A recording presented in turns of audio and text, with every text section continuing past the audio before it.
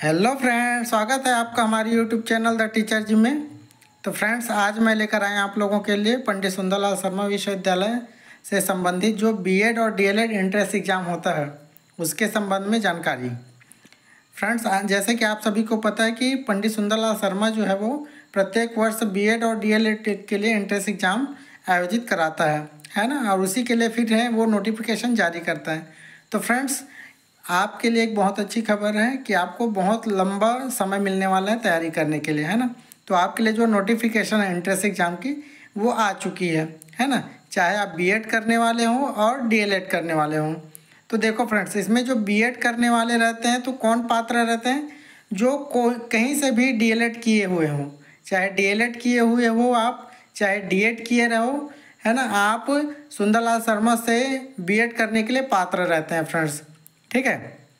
यदि आपको बीएड करना है तब की बात है। आप अगर फ्रेश रूप में बीएड करना चाहते हैं तो ऐसा नहीं होता है। जब तक आपका डीएड नहीं हुआ रहेगा तब तक आप सुंदरलाल शर्मा से बीएड का एग्ज़ाम नहीं दिला सकते हैं, ठीक है।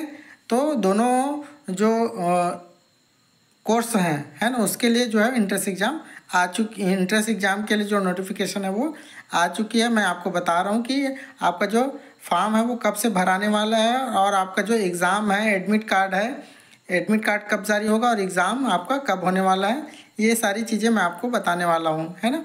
यदि आप हमारे चैनल पे नए होंगे फ्रेंड्स तो आप हमारे चैनल को सब्सक्राइब कर सकते हैं, वीडियो को लाइक कर सकते हैं और वीडियो को आप शेयर भी कर सकते हैं, ठीक है।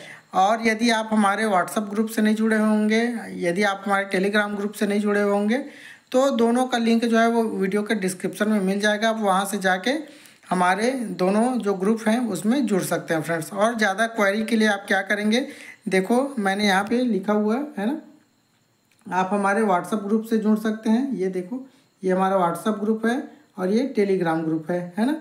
तो दोनों पे आप जाके जुड़ सकते हैं फ्रेंड्स, ठीक है। तो चलो मैं आपको दिखा देता हूँ कि आपका जो फॉर्म फिलअप है वो कब से कब तक रहेगा, फीस क्या रहेगी, सारी डिटेल्स मैं आपको इसमें बताने वाला हूँ फ्रेंड्स, ठीक। देखिए फ्रेंड्स, ये आज की स्थिति में ये नोटिफिकेशन जारी की गई है, यहाँ पे देख लीजिए, है ना। 24/3/2025 की स्थिति में जारी की गई नोटिफिकेशन जो है ना, इसमें स्पष्ट मेंशन किया गया कि बीएड और डीएलएड पाठ्यक्रम हेतु प्रवेश की जो तिथि है उसके बारे में, है ना। मैं आपको डिटेल्स आपको नीचे दिखाते जा रहा हूँ, देखते जाइएगा। देखो फ्रेंड्स, ये आपका जो फॉर्म फिलअप होने की जो प्रारंभ होने की जो तिथि है, फॉर्म फिलअप होने की जो तिथि है, ऑनलाइन आवेदन करना होगा आप लोगों को कब से, 28 मार्च से। आज 24 है, 3 दिन बाद चौथे दिन से आपको है क्या है फॉर्म फिलअप कर सकते हैं, ठीक है। आवेदन करने की जो अंतिम तिथि है वो 12 जून रात्रि 12 बजे तक आप कर सकते हैं। मतलब आपके पास पूरा मार्च है, माफ़ करना, पूरा अप्रैल रहेगा, पूरा मई रहेगा और 12 जून तक, ठीक है, लगभग 2 से ढाई महीना आपके पास है फ्रेंड्स, जो है आवेदन करने की अंतिम तिथि, है ना। और आवेदन में कोई सुधार करवाना होगा तो आपको जो शुल्क लगने वाला, देखो 100 रुपये शुल्क लगेगा। कोई त्रुटि हो गई है और यदि आप उसमें सुधार चाहते हैं तो आपको 100 रुपये शुल्क देना पड़ेगा। कब तक करा सकते हैं आप? ये 13 जून से लेकर 15 जून तक आप फॉर्म को सुधरवा सकते हैं, ठीक है। और जो है इसमें एडमिट कार्ड जो आपको डाउनलोड करने का डेट मिलेगा, देखो प्रवेश पत्र डाउनलोड करने की जो प्रारंभिक तिथि जो बताई गई है वो कब बताई गई फ्रेंड्स, वो 23 जून से आप अपना एडमिट कार्ड है एंट्रेंस एग्जाम का वो डाउनलोड कर सकते हैं फ्रेंड्स, ठीक है। प्रवेश परीक्षा कब होने वाली, बहुत ही महत्वपूर्ण चीज़ है जो है ना। सारी चीज़ें करने के बाद आपका एंट्रेंस एग्जाम कब होगा ये आपको जानना जरूरी है ना। ये प्री बीएड और प्री डीएलएड परीक्षा जो है वो प्रवेश परीक्षा वो कब होने वाली है, 29 जून को होने वाली है, 29 जून 2025 को। ये क्या है, देखो फ्रेंड्स, यहाँ पे मेंशन किया गया कि ये क्या है, संभावित है ना। तो 29 जून की आपकी जो परीक्षा है वो संभावित बताई गई है ना। डेट आगे भी जा सकता है और पहले भी हो सकता है, ठीक है। पहले होने की गुंजाइश तो बहुत कम रहती है, आगे जा सकती है, ठीक है। पहले भी आप हमारे जो हमारा जो बना हुआ प्ले लिस्ट उसमें जाके यदि देखेंगे पुराने वीडियो को तो आप देखेंगे कि जो एग्ज़ाम डेट है वो एक्सटेंड होता है, मतलब आगे बढ़ जाता है। डेट जो है वो पहले नहीं रहता है, ठीक है। मॉडल उत्तर जारी करने की जो तिथि यहाँ पे बताई गई फ्रेंड्स, देख लीजिए।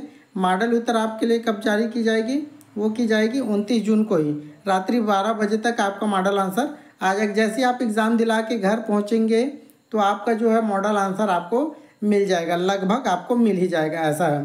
ठीक है। और जो दावा आपत्ति करने की जो तिथि दी गई है फ्रेंड्स, देख लीजिए, ये 29 जून से 3 जुलाई तक आप कर सकते हैं। ये भी क्या है, संभावित है। ये जितना भी डेट बता रहा हूँ वो सब संभावित तिथि है ना। और परीक्षा परिणाम घोषणा की अनंतिम सूची, ठीक है, जो सूची जारी की जाती है वो अनंतिम रहती है ना। उसमें जैसे आप दावा आपत्ति करते हैं तो फिर उसके बाद फिर से एक अंतिम सूची जारी की जाती है, वो 7 जुलाई संभावित है फ्रेंड्स। ठीक है। और परीक्षा परिणाम दावा आपत्ति के बाद जो आती है वो 7 से 9 जुलाई तक आपको मिल जाएगी। ये भी क्या है, संभावित है ना। आप आपत्ति कहाँ से दर्ज करा सकते हैं? आप आपत्ति देखो, ये दिया हुआ है email edu.pssou@gmail.com पे जाके आप अपनी जो आपत्ति है वो दर्ज करा सकते हैं। ठीक है। और आगे डिटेल देख लेते हैं और क्या क्या चीज़ है। देखो, और दावा आपत्ति करने के बाद जो फाइनल सूची बनेगी, प्राइमरी सूची जिसको बोलते हैं, चाहे वो डीएड के लिए रहे या फिर बीएड के लिए, 15 जुलाई जो है वो संभावित यहाँ पे की गई है फ्रेंड्स। ठीक है। अब इसमें आपको ज़्यादा कुछ नहीं करने की ज़रूरत नहीं है ना, ज़्यादा कुछ करने की ज़रूरत नहीं है। देखो यहाँ पे ये जो है प्रवेश परीक्षा के लिए जब आप फॉर्म फिलअप करेंगे तो उसमें काउंसलिंग का भी फीस जुड़ा रहेगा। मान लेते हैं आपसे 1000 फीस जैसे ऑनलाइन फॉर्म भरने के समय लिया जाएगा, तो उसमें 500 जो रहेगा वो आपका फॉर्म का रहेगा और 500 जो रहेगा वो किसका रहेगा, काउंसलिंग का रहेगा फ्रेंड्स। ठीक है। तो ध्यान में रखेगा, बाद में एक क्वेरी आती है कि सर काउंसलिंग के लिए फिर से फीस देना पड़ेगा क्या? नहीं, काउंसलिंग के लिए फिर से फॉर्म भरने की आवश्यकता नहीं रहती है। ठीक है। एक बार आप जैसे एंट्रेंस एग्जाम दिलाए, फॉर्म फिलअप किए, उसमें आपका आवेदन का भी शुल्क रहेगा और काउंसलिंग का भी शुल्क उसमें रहता है। ठीक है।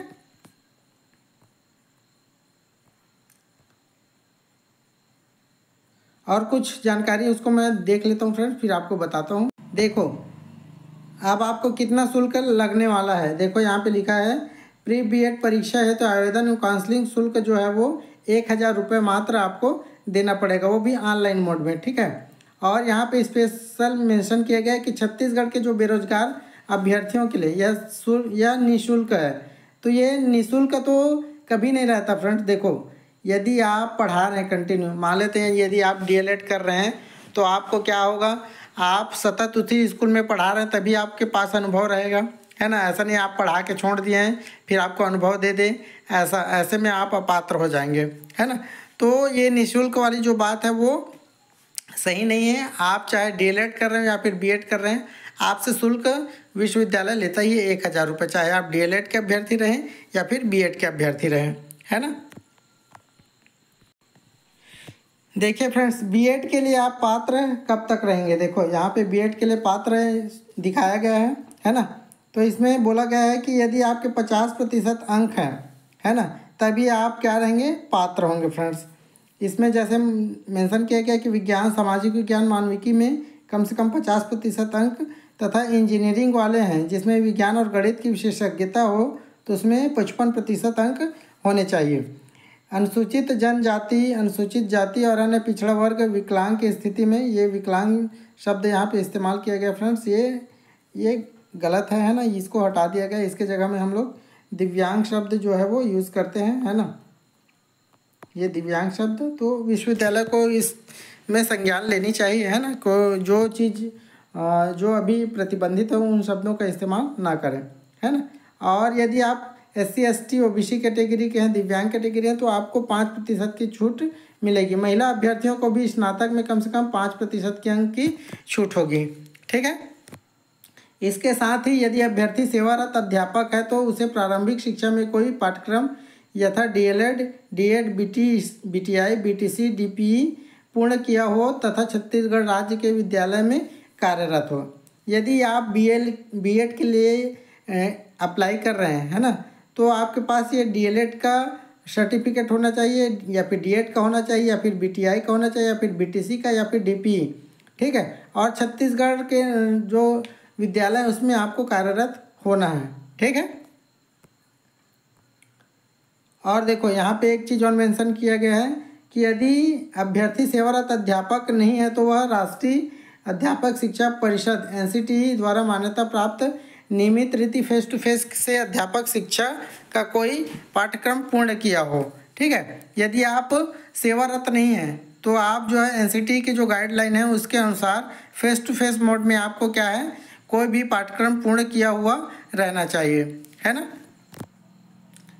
यहाँ पे एक चीज़ और मेंशन है, यह भी किस कार्यक्रम के आवेदन के समय अभ्यर्थी छत्तीसगढ़ शासन से मान्यता प्राप्त प्राथमिक, पूर्व माध्यमिक, माध्यमिक, उच्चतर माध्यमिक विद्यालय में पूर्णकालिक शिक्षक के रूप में कार्यरत होना अनिवार्य है। मतलब आपके पास जो डॉक्यूमेंट्स रहेंगे, है ना, प्रमाण पत्र जो रहेंगे अनुभव से रिलेटेड, उसमें ये बात है कि आप कार्यरत रहें, वो अनिवार्य रहे, ऐसा है। ठीक है। अनुसूचित जनजाति, जाति, अन्य पिछड़ा वर्ग, दिव्यांग तथा अन्य ऐसे वर्ग के संवर्ग के लिए अंकों में छूट तथा सीट आरक्षण छत्तीसगढ़ राज्य सरकार उच्च शिक्षा विभाग के नियमानुसार लागू होगा। मतलब ये आरक्षण जो जैसे आप इंट्रेंस एग्जाम दिलाए उसके बाद कट ऑफ जारी होगी तो जो आरक्षण लागू है उसके अकॉर्डिंग आपको जो है वरीयता मिलेगी फ्रेंड्स। ठीक है।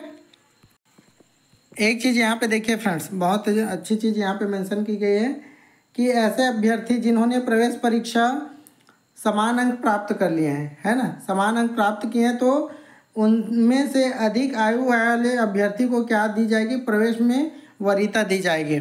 मान लेते हैं किसी का डेट ऑफ बर्थ 1987 का है और किसी का डेट ऑफ बर्थ 1988 का है और दोनों को समान अंक प्राप्त हुए हैं, है ना, तो जो 1987 वाला है उसको वरीयता दी जाएगी 1988 के मुकाबले में। 1987 वाले को वरीयता दी जाएगी 1988 के मुकाबले में। ठीक है, ध्यान रखिएगा, चाहे वो DLED वाला हो कि BEd वाला हो।